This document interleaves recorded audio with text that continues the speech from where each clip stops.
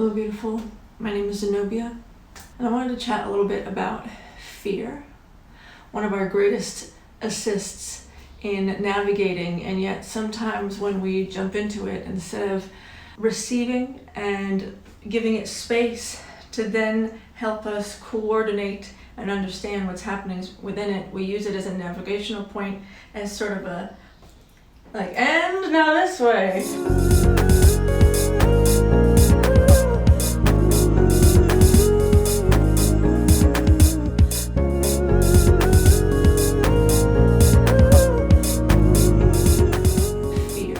On so many multitude of layers within ourselves, which then in and of itself creates this complicated grid and scheme and map, in which we then think we have to detangle in order to find our way again, which again is still another form of our fear putting in place something for us that keeps us from that very thing that we are afraid of, and that very thing that we are keeping ourselves from doing. I'm smiling and recognizing this in myself, which is why I wanted to press record and say something, because I think that the most important thing and the way that I can help the most is by being true to where I am and seeing where I am and what I can do to get back to where I was, whether that's something I have used before that has helped or something that I am meeting now, and recognizing the wisdom I can meet there is what I figured might be the most beneficial to share, as in I won't be the only person meeting this. I won't be the only person finding another level of fear, finding another level within themselves that they were hoping they'd be through or past or not feeling. And it can be exhausting if you have done a lot of work to get through a certain feeling and it seems like you have caught yourself in it again. And because our fears can be what get in the way of us accomplishing or doing or even seeing that next level that can actually be exactly where we want to get to. And yet we put up more of a labyrinth to our own accomplishments and dreams and potential than anybody else can. And even if we involve another player, we still do have far more say over what we're able to do and accomplish based off of where we have it in here, based off of where we have it in here. And each day and each moment is another look, an honest look at where I have it in here and where I have it in here. And there are days that I feel like I'm on it and I've rocked it, and then there are days or just moments, but sometimes days, where I wonder, what was that? What could I have done to been more productive or more this or more that? And sometimes seeing yourself as just that is also its own roadblock, because I think overthinking and analyzing can be another form of distracting oneself, another professional procrastination technique. And this is as somebody who is a recovering perfectionist, and thus a professional at procrastinating and finding another thing that needs to be done, another thing I need to know before I this, another thing I need to learn before I that. That there just became this muscle building of just doing it and then figuring it out after. And the more that I do that, the more inner reward I feel, the more strength I have in knowing how to navigate that. Whether or not I need to meet it again or find that there are other layers to that wisdom, just because you clear it at some point doesn't mean there aren't aspects that won't come to visit you. Where was I? Fear shows up for a reason. It is one of our greatest indicators that something needs to be brought to our attention. And we might get caught associating it with something happening in an immediate situation when it belongs to something at another level, in order for us to give that the space it needs, in order for us to release the pressure that's built up over time. Because if you leave that origin point to continue building by continuing to avoid or bounce off from it and use it as a pivot point in a map within yourself, that if it's just and this way, then that can continue to start to magnetize other thoughts or things to it and make friends and build a whole new labyrinth, a whole new set of thoughts and beliefs and perceptions that can now put a filter over what we're seeing before us.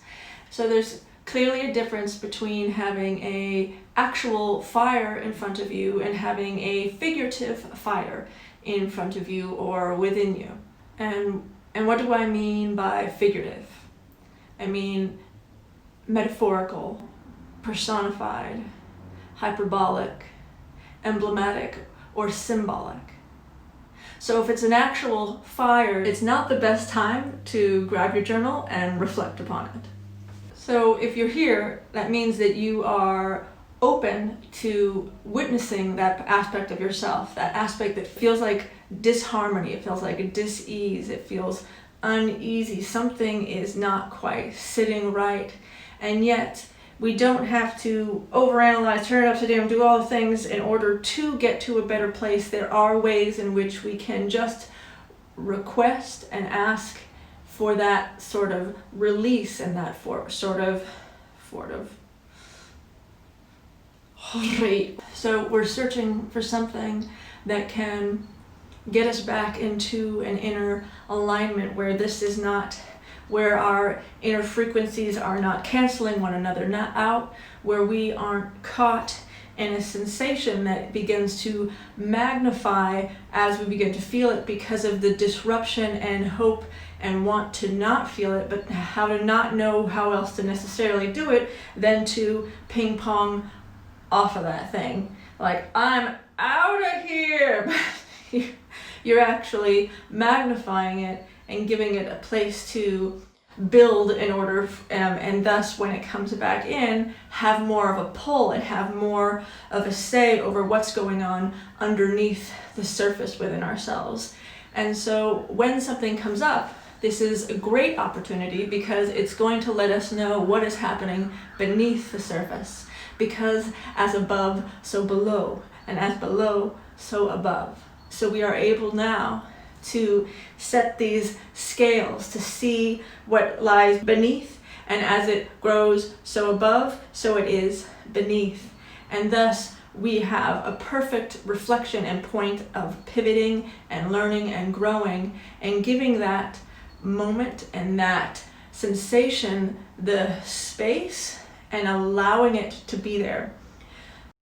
A great gift you can give yourself in that moment is to give that sensation a voice, not to give it the director's role or the leading role, but to give it a voice, to not shun it from the performance, because before long it's going to be coming onto that stage in some other form, whether we like it or not.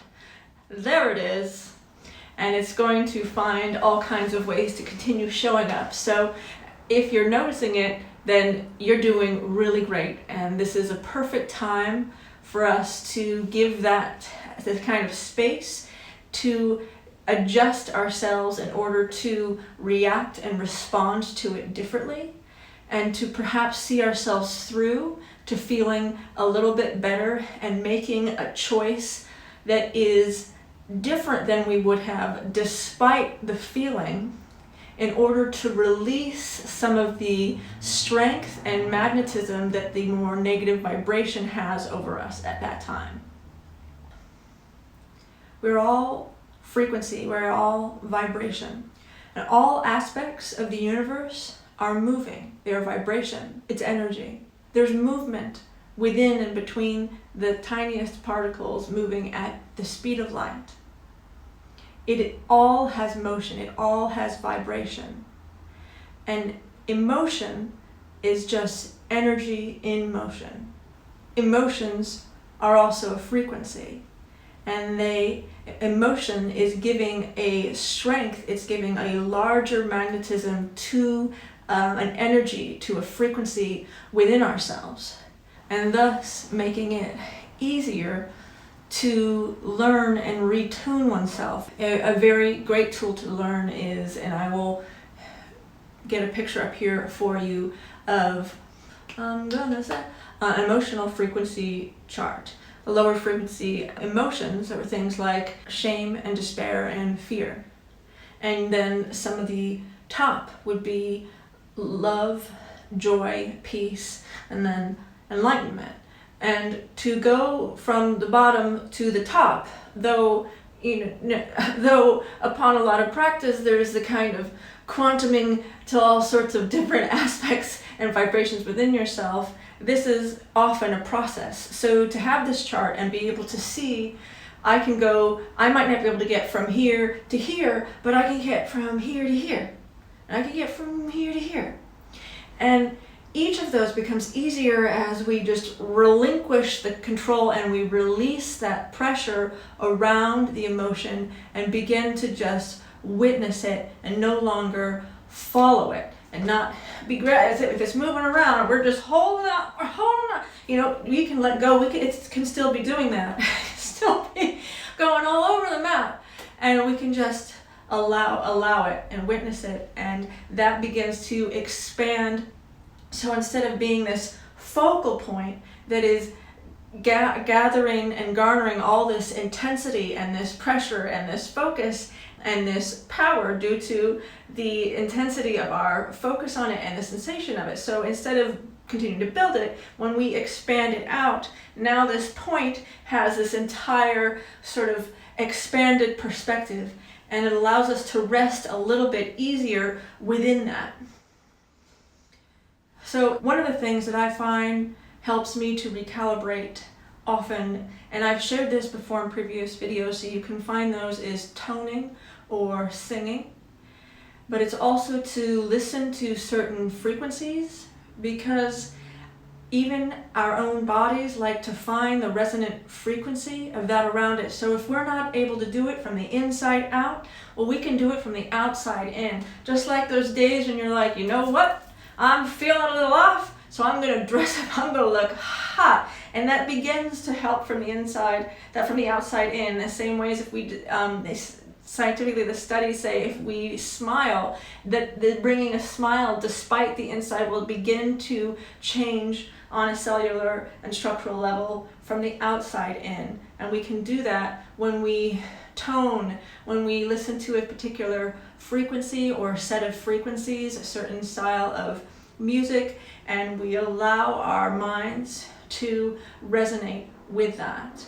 Just as when we go out to nature and we are tuning back into Schumann's resonance, we are about that 7.83, which is the same frequency as the alpha state in our mind. So feeling that much better in nature and getting ourselves back and retuned, we can do these things in order to recalibrate, in order to reset that we are vibrational beings, and so we can begin to use the tools that allow us to set our own vibration and not get too thrown off by either our own internal or external environment and experiences. All right. So the one other tool that I found along my journey that helped me when I was having some of my hardest times years ago is a technique I got from Byron Katie. Byron Katie, if you've not heard of her, I suggest you check out her and her work, or the work. And just an initial sort of gift for you now, I will give a little summary of something that I have done and still will do at times in order to shift what feels a little stuck in its own self. And so you will write down, or even just think in this moment if writing down feels a little much, but it really does help to write it down. Write down what you think is happening. Write down whatever it is. Things never work out for me. My ex hated me. You just write down whatever that is, and then we're going to ask ourselves, is that true? And ask yourself, is this really true? Can you know beyond a shadow of a doubt that this is the fact? So now, as an exercise, we go down and we write the exact opposite. Everything always works out for me. my ex thought I was the bomb. And that might sit funny, right? You might feel you have a lot of different uncleared or different things that are maybe not ready to see something from that extreme and the opposite. But we're going to continue on the exercise, and we're going to give three examples of how that could be seen that way. So if I was going to do the first one, things always work out for me, I would then give an example of something going perfectly for me. And I would have so many beautiful examples of my life just aligning and people coming into my life or an opportunity showing up for me. I have so many examples of that. But you see, if my focus was caught on the pain or the hurt or something else, and before, I would lose the perspective on this, which is not to negate, nor not allow, nor just sort of just give a positive washover to whatever might be experienced over there. But it is to say, relieve some of that pressure and allow us to step into the next moment and make a decision that doesn't stem from the position of thinking that things don't work out for you, or that somebody didn't love you or doesn't love you. Because each of us are loved beyond measure and beyond what I would be able to encapsulate or express to you right now.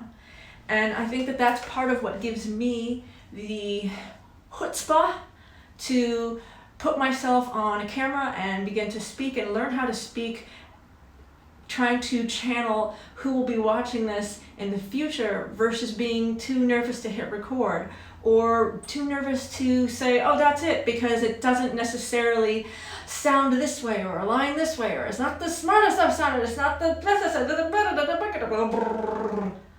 But until somebody's out here and puts themselves out there, we don't know how we do, and we can start only where we are, and where we are is perfect and good enough. It is still a reflection of the greater whole and the experience that it is to be ourselves this life. This is our field study. This is what it was like for me to become who I am, and I continue to grow each day and try to expand to meet that and do better as I can. And I know that those coming here and finding this are doing the same thing. And I honor you, and I am grateful that you've brought yourself and given me your time today. I hope that you got something out of this. If you want to let me know in the comments what's worked for you before, or if this helped you, because sometimes all it takes is that reminder, not necessarily this sudden new epiphany of information. I had no idea, I never even knew it before, but it might be a, you know what? Thank you for keeping me going, for continuing, because we're going to move along this journey. Lord, I lost my flow. All right, we're going to because we're each going to continue along our journey, along our story, from the very place that we are now. And if we can, from the place we are now, continue to find new ways to wire our mind, that will open the infinite possibilities that we can expand to. And if we can come out and support each other and remind each other that yes, you can keep going, yes, you can do that thing, yes, you absolutely can.